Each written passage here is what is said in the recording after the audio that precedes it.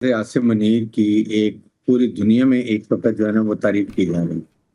आपने देखा कि जिस तरीके से उन्होंने अपनी मिलिट्री डिप्लोमेसी पर्सनल तरीके से सिंसेरिटी से और खलूस दिल से खलूस नीयत से उन्होंने प्रेसिडेंट ट्रंप के पास अपनी रिस्पेक्ट अर्न की है। लाइक ईरानी लीडरशिप से प्रेसिडेंट ट्रंप टोटली उन पर ट्रस्ट करते हैं, ईरानी लीडरशिप ट्रस्ट करती है। ये सालिस के लिए बहुत आम बात होती है कि कोई उंगली ना उठाएगी ये किसी को फेवर करे, और ये कमाल की उन्होंने इसमें जुर्रत का मुजाहरा किया है। और जब ये यहाँ से गए हैं तो उन्होंने बिल्कुल फाइनल मुसफदा किया, दोनों जो कंट्रीज को दिया, उन्होंने देखा, उन्होंने इसको अप्रूव किया and then he came to Pakistan. और एबीसी न्यूज में, सीबीएस न्यूज में आपने देख लिया क्या उन्होंने बात की है जी। कि खलीजी ममालिक लेबनान लड़ रहे हैं, लड़ाई कर रहे हैं, वो कुछ नहीं कर सके। पाकिस्तान ने कमाल का मुजाहरा किया। और ये सबसे बहुत आम बात है कि इसमें हुकूमत पाकिस्तान और मिलिट्री की आपस में हमांगी बहुत है, अंडरस्टैंडिंग है, एक पेज पर है। That is it was possible. और उसके साथ जिस तरीके से उन्होंने अच्छे तरीके से किया, आपने याद है इस्लामाबाद जब टीम आई थी, जहां भी कोई तातुल होता था, कहीं डेडलॉक होता था, तो फील्ड मार्शल जाके उस डेडलॉक को रिमूव करते थे। तो he has done ट्रेमेंडस job. I think उसके बाद फिर आपके सामने जिस तरीके से पाकिस्तान ने दुनिया जहाँ एक क्रॉस फिंगर क्रॉस करके बैठी थी कि आज लड़ाई हुई, आज दुनिया तो तबाही की तरफ गई, आज थर्ड वर्ल्ड वॉर हुई, पाकिस्तान ने सीज फायर करवाया, दोनों मुल्कों को बिठाया, और आज इस स्टेज पर है कि तकरीबन उनका मुआहदा हो चुका है, अप्रूवल हो चुका है। देखिए ये जो रिटोरिक जो है ना, ये मसल फ्लेक्सिंग, पोस्टरिंग, ये प्रेशर, ये डोमेस्टिक करने के दोनों मालिक के लिए be very clear.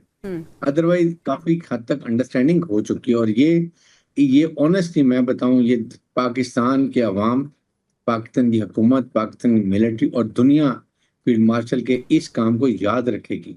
The way he had won मार्का हक इंडिया को शिकस्त दे के, यहाँ पीस पे भी उन्होंने बहुत बड़ा मार्कर जीता है, और ये I think we should give him credit. और इसके बाद इंशाल्लाह आप देखेंगे, मुझे तो अभी भी उम्मीद है कि शायद विद इन 24 आवर्स एक इनिशियल फेज की को थोड़ी सी इम्प्रूवमेंट, एक स्टेटमेंट आ जाए। और उसके बाद फिर लाइक ये इसके बाद जब होते ये ईद के बाद जब सब हज से वापस आ जाते हैं फर्स्ट सेकंड वीक में वहां पर फिर अच्छा ब्रिगेडियर साहब, मैं ज़रूर आपसे जानना और समझना चाहूँगी कि क्या हम एक्सपेक्ट करें कि जिस तरह से पहला राउंड इस्लामाबाद में हुआ था, क्या उस तरह का कोई दूसरा राउंड होगा? इस पे हम बात करेंगे, लेकिन अभी डॉक्टर इरफान फ़ानी साहब को भी शामिल गुफ्तगू कर लेते हैं। फ़ानी साहब, क्या देखते हैं आपके दो ऐसे फ़रीक, दो ऐसे ममालिक सदियों से जो है वो उनकी जो दुश्मनी है वो सबके सामने है। फिर हमने देखा कि पाकिस्तान ने जो किरदार अदा किया, पाकिस्तान ने ऐसा किरदार अदा किया कि दोनों फरीकैन का ट्रस्ट सबसे पहले तो डेवलप किया, और अब पाकिस्तान की तारीफ़ अमेरिका भी कर रहा है, पाकिस्तान की तारीफ़ ईरान भी कर रहा है कि हमें इन पे ट्रस्ट है। और फिर फील्ड मार्शल साहब जो ईरान के दौरे पर गए, पूरी सिचुएशन में पाकिस्तान के किरदार को कितनी अहमियत आप देते हैं? और क्या जो पहला राउंड हुआ था मुज़ाकरात का, इसका सारा क्रेडिट जो है वो एज अ सालिस पाकिस्तान को जाता है? जी Juveria, first of all thank you very much for inviting me in your show. अच्छा, जब भी किसी रियासत ने मेडिएशन का रोल प्ले करना होता है ना, तो उसको कुछ लेवरेजेस हासिल होते हैं, जिसकी वजह से दुनिया और जो मुतहारब ग्रुप्स होते हैं वो उसको अपने एक मेडिएटर के तौर पर तस्लीम कर लेते हैं। जब आप पाकिस्तान की बात करते हैं तो पाकिस्तान के साथ जो 2-3 लेवरेजेस जो है ना वो पाकिस्तान को हासिल है मेडिएशन के कॉन्टेक्स्ट में। सबसे पहला लेवरेज तो ये है कि ईरान भी एक इस्लामी मुल्क है, पाकिस्तान भी एक इस्लामी मुल्क है, और हमारी जो जोग्राफिकल प्रॉक्सिमिटी है, कोई 900 किलोमीटर का बॉर्डर जो है वो दोनों रियासतों का आपस में लगता है।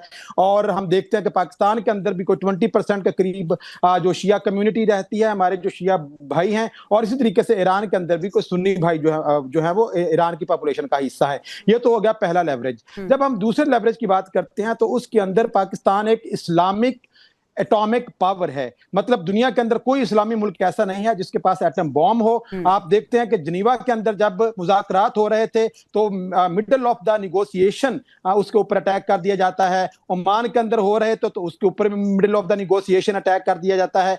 लेकिन पाकिस्तान क्योंकि एक इस्लामिक اور دوسرے نمبر پہ ایٹامک پاور ہے، تو اسرائیل کبھی بھی یہ جرت نہیں کر سکتا اور دنیا کا کوئی بھی ملک یہ جرت نہیں کر سکتا تھا کہ وہ پاکستان کو middle of the talk Pakistan کے اوپر جو ہے وہ اٹیک کرے اور ایران جو ہے وہ اپنے آپ کو پاکستان میں انسیکیور فیل کرے۔ جو تیسرا سب سے بڑا لیوریج حاصل ہے نا پاکستان کو، جو آپ اپنے تعارف کے اندر بھی بات کر رہی تھی کہ دنیا کے اندر یہ بڑا مشکل ہوتا ہے کسی بھی ریاست کے لیے کہ وہ تمام متحارب ممالک کے لیے ایک ٹرسٹ وردی سٹیٹ ہو۔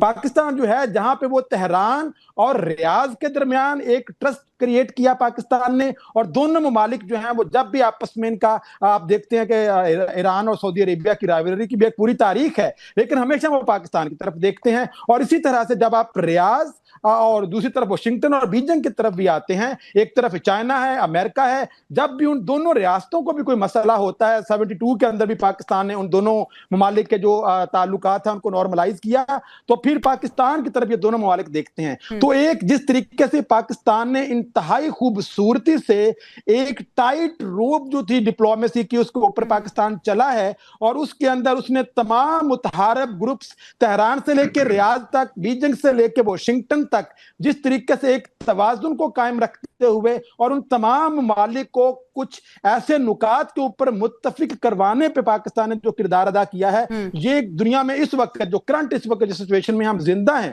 جی کوئی ملک اور کر نہیں سکتا تھا۔